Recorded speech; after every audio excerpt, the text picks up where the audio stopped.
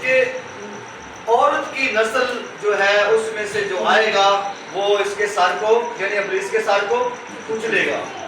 اب یسوع مسیح نے قبر میں سے فتح پا کر، موت پر فتح پا کر، ابلیس پر فتح پا کر یہ ثابت کر دیا ہے، اس نے ابلیس کے سر کو کچل دیا ہے۔ ابلیس ہارا ہوا ہے، اور جو ہارا ہوا شخص ہوتا ہے وہ بار بار ٹرائی کرتا ہے شاید میں کامیاب ہو جاؤں۔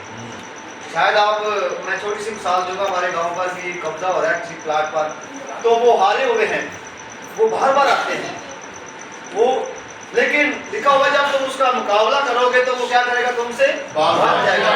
رات کو وہ ہم جب گزر رہے تھے تو وہاں پر وہ سارا کچھ گرا دیا گیا تھا، اب وہ دوبارہ پھر آئے ہیں، لیکن وہ ایک الگ بات ہے۔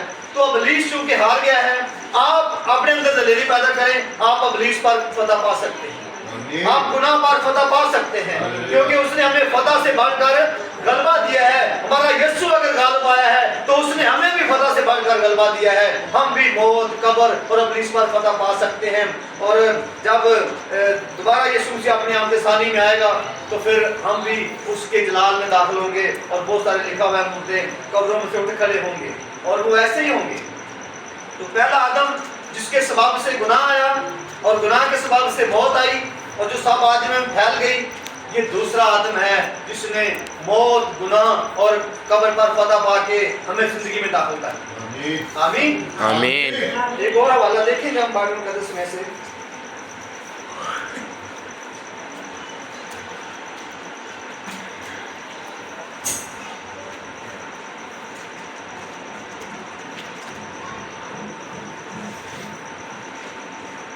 اس کا 11 باب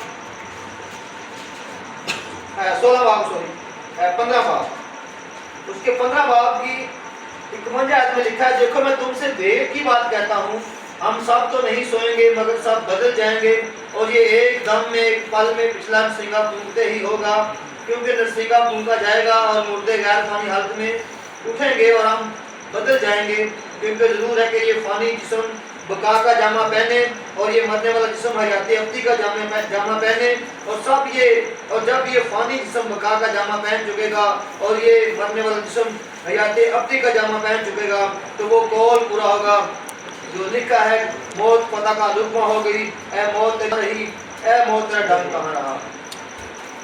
اب پولس رسول ہمیں یہ سکھاتا ہے کہ اگر تمہارے اندر کوئی شک ہو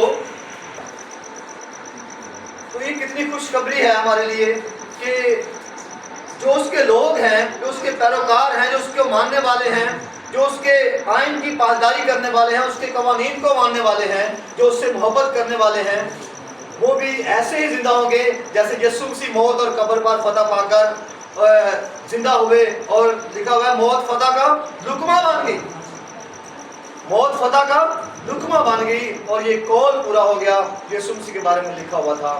تو آپ بھی جب ایمان کی زندگی جئیں گے، ایمان کی حالت میں مریں گے، ایمان کی حالت میں آپ زندہ رہیں گے، جب تک آپ زندہ ہیں آپ ایمان کی حالت میں زندگی گزاریں، تو پھر آپ بھی جیسے یسوع سے زندہ ہوئے تھے آپ بھی ایسے ہی زندہ کیے جائیں گے۔ آمین۔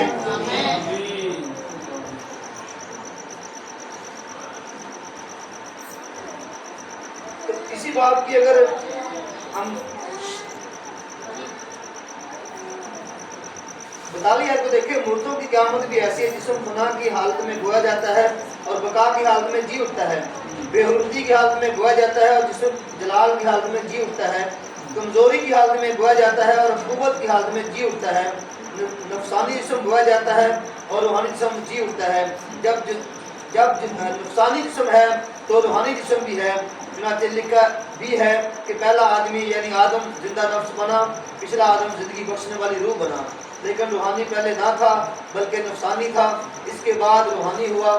پہلا آدمی زمین سے یعنی خاکی تھا، دوسرا آدمی آسمانی ہے، جیسا وہ خاکی ویسا ہی اور خاکی بھی ہیں، اور جیسا وہ آسمانی ہے ویسا ہی اور آسمانی بھی ہے، اور جس طرح ہم اس خاکی کی صورت پر ہوئے اس طرح اس آسمانی کی صورت پر بھی ہوں گے۔